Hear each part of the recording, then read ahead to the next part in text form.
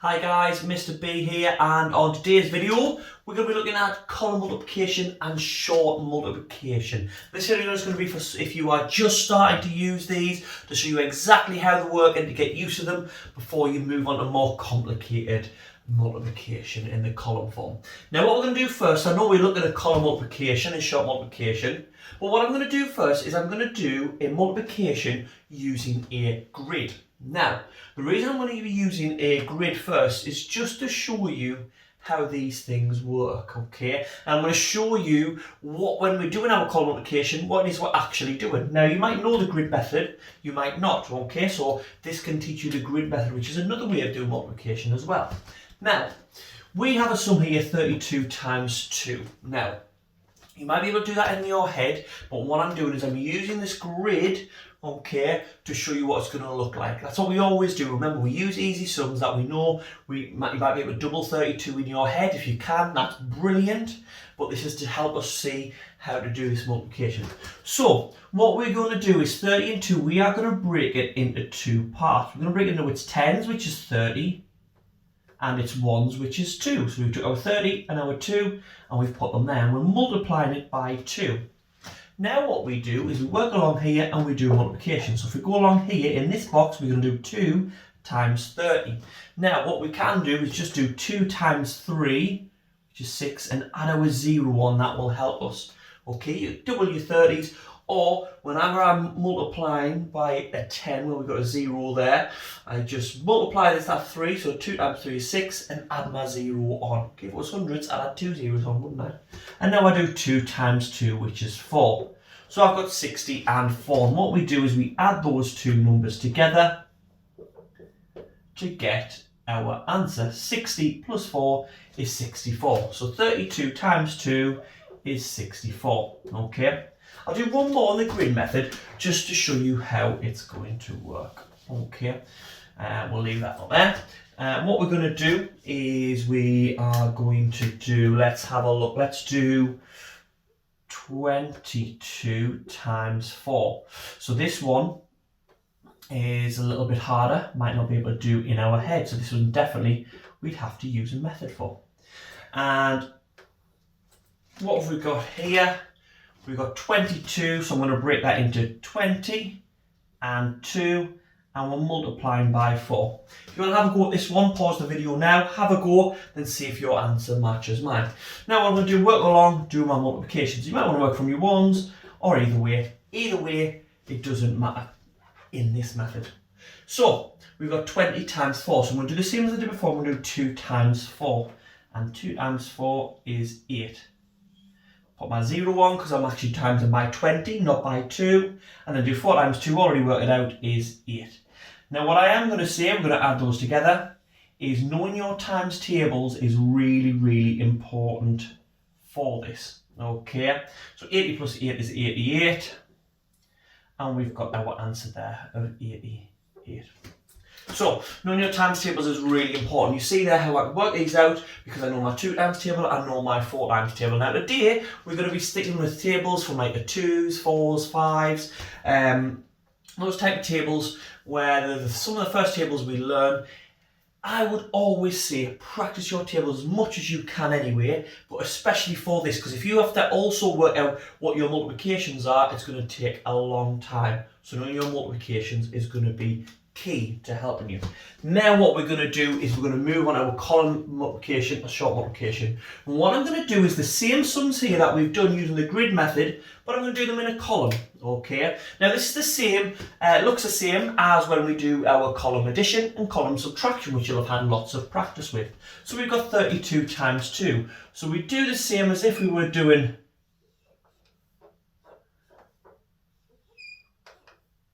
okay, we do the same as if we were doing a column addition or a column subtraction. So we put our little multiplication there, so we know it's not an addition or a subtraction, we know it's a multiplication. We've got our 32 at our top and our smaller number underneath.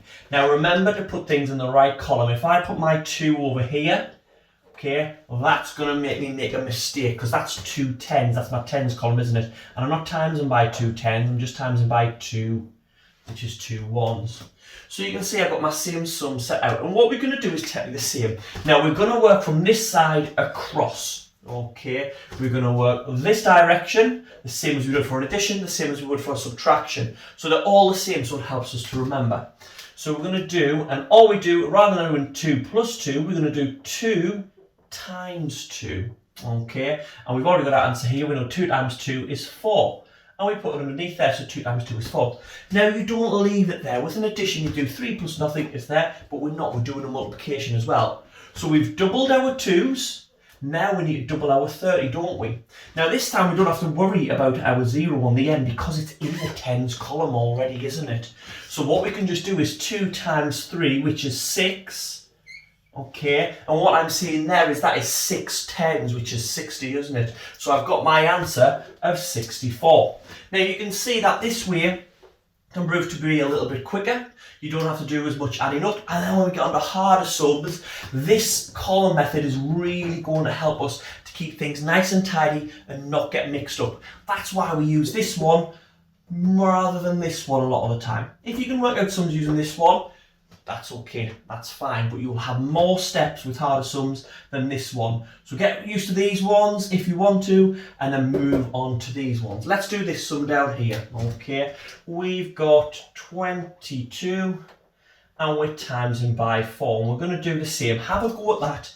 I was going to say have a go at that if you want to. We've already got the answer, haven't we? So a bit silly, but we know we're doing 2 times 4, which is 8. And 2 times 4 again, which is 8 again. I don't have to worry about putting my 0 on because it's in the tens column. So I got my answer 88, and look how I got that quicker than using my grid method.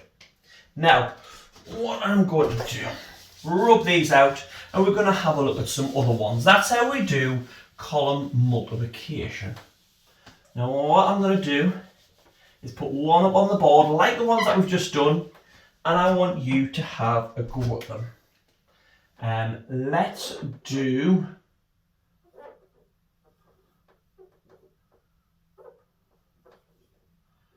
13 times 3. Have a go at that one. Pause the video now. 13 times 3. Remember, we're working from this side over, times your 1s, then your 10s. Have a go at that one quickly there. Now I just check my notes. So let's have a look. Okay, I know that's a quick time, but if you pause it, you'll have had plenty of time there. So first I'm doing 3 times 3 again. Important that I know my times table. I know 3, 6, 9. It's 9. And move on to my 1s. 3 times 1, a nice easy one. 3 times 1 is 3. So your answer should be 39. Now, this is okay. On those, okay, we've always had single digits as our answers. Okay, 9, 3.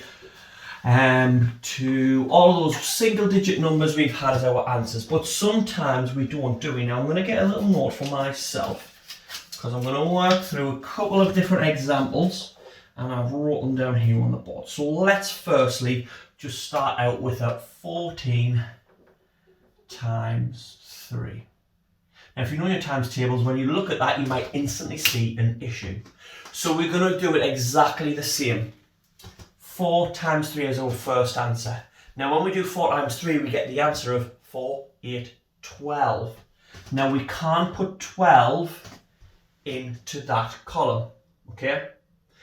Because we can only have one digit in each column. We know that 12 though, if we do 10s and 1s, if we do 10s and 1s here, we know that 12 is 1 10 and 2 1s, isn't it? So what we can do is we put our 2 1s, because that's the 1s column, and then our 1 10 we just put there, okay? Now this is where things are getting a little bit more difficult, because we have 1 on the doorstep now. Now let's see what we do. Next we do 3 times 1, the same as we would before. So 3 times 4 is 12, 3 times 1 is 3, but we have 1 here, okay, 1 extra 10. So what we have to do is add that on. So we had 3 10s from 3 times 1, and add the other one is 4. So we would get 42. Okay, so that's what we do if we have to move our 10 over, if we get a 2-digit number in those answers. Okay. Now, what we are going to do is another sum. Let's have a look. 35, and we're going to multiply that by, we're going to times it by 3. 35 times 3. You can pause the video now if you want. Have a go at that one. It's similar to this one, and see what happens. Okay, let's go. So we're going to work from this side over first. We've got 5 times 3. 5 times 3 is 5, 10, 15. So we put our 1 into the tens column and our 5 underneath. You can see it sort of looks like 15 if we were slanty, doesn't it? Okay, so that's reminding me what order to put the numbers. I would 5 and 1 would look like 51, wouldn't I? So that's fine. Next I do 3 times 3, which is 3, 6, 9, and add my other 1, which is 10. Now when we're at the end of the sum, we can just write 10, okay? Because 10 tens is 100, isn't it? So there's 100 and no 10s, okay? So you can see I've just wrote my 10 in. You don't have to put it up on the doorstep, you can if you want to, but it won't affect your answer. Okay, so we've done 35 times 3. Now let's have a look at another sum. We're going to do quite a few practice ones today, okay, just to have a look at different ways that we might come up against. So you've got 25 times 2. Now again, in your head you might be able to count that, and that's absolutely fine, but get used to it. Do this as a practice of how to set out a column multiplication and a short multiplication. Okay, so pause the video if you want to have a go at it. Look at the setup. So we've got 2 times 5 is 10. So again, we can put a 0 in our ones column. 2 times 2 is 4. 2, 4, but I've got my 1 down there, so I add it on and it would be 5. Okay, another brilliant one. Okay, number 4, let's have a look. 62 times 3. Okay, so we have one of our multiplications having a 2-digit number there, but it's going to be this one, isn't it? Going to be our 6 tens times 3. Pause the video if you want to have a go. Brilliant. If you're back, let's have a look and work our way through. Work from this side as always with our multiplication, with our times multiplying. So 3 times 2 is 6. Okay, 2, 4, 6. 3 times 2 is 6. We've got the next one, 3 times 6. 6, 12, 18. I've counted my 6s. You could have counted in your 3s if you wanted to. 6, 12, 18. And remember, when I'm on the last one that I'm multiplying, okay, there's no more this way, okay, there's no more that way, I can just put my number in there, I don't have to put that 1 on there, okay, so my answer will be 186. So look at these hard sums that we are doing now, and we're doing these hard sums, 62 times 3, we're doing that sum, and all we're using is our multiplication knowledge of our times tables. That's why our times tables are so hard. The highest sum you're ever going to do here is 9 times 9. Everything else is going to be a smaller sum. So that's why it's great. Should we practice one more? Let's practice one more. Let's do 1 over 4. Let's do 4 times. Let's do, we'll do green, 43 times 4. 43 multiplied by 4. Now this one, you're going to have, both multiplications are going to have extras on. So go slowly with this one. Just think about it logically. We're not doing anything different. Pause the video if you want to have a go. And we'll have a go now ourselves. So 3 times 4, 4, 8, 12. Let's put my 12 there.